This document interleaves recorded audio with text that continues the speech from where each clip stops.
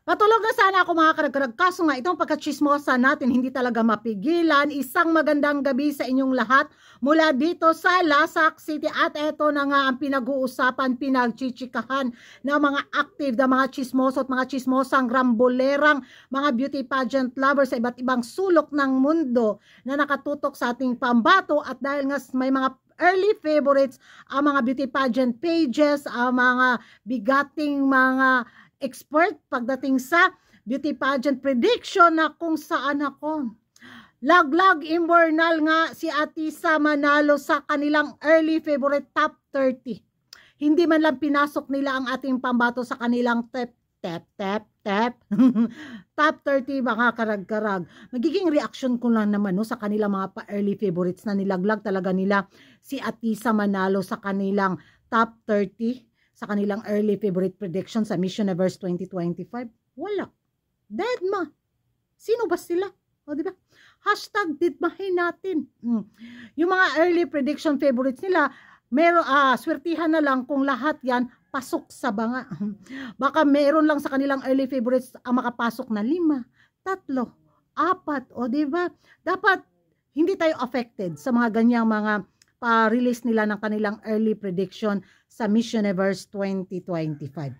Dahil nga, nako, kung para sa kanila, laglag si Atisa manalo sa Imbernal sa top 30, sa kanila na yun. Kanya-kanya tayo ng listahan, ay kanya-kanya tayo ng ano bang mga prediction, bitaw kung sinong mga katama. Hindi naman sila yung judges sa Miss Universe 2025. Yung mga ganap lang nila sa social media, sa kanila mga beauty pageant pages is ano lang din, tigmo agokoy lang din. Swertihan na lang talaga kung makatama sila sa kanilang hula. Sa paglaglag nila kay Atisa manalo sa top 30, magiging hashtag natin is deadma. Dahil wala naman tayong expectation, di ba?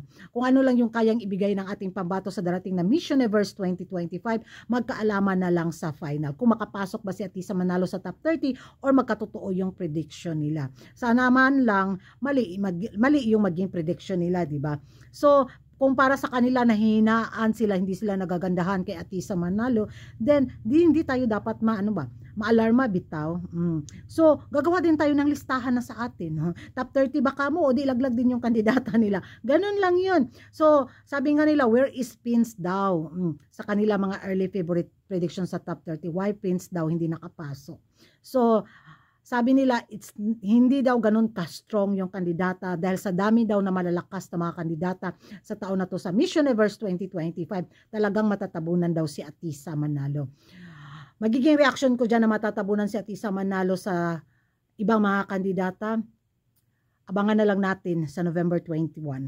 Di ba? Yun lang yung magiging reaction natin mga karag-karag. So, kung laglag sa Atisa manalo sa kanilang top 30, di laglagin ninyo hanggang gusto nyo, hanggang December pa ninyong laglagin si Atisa manalo.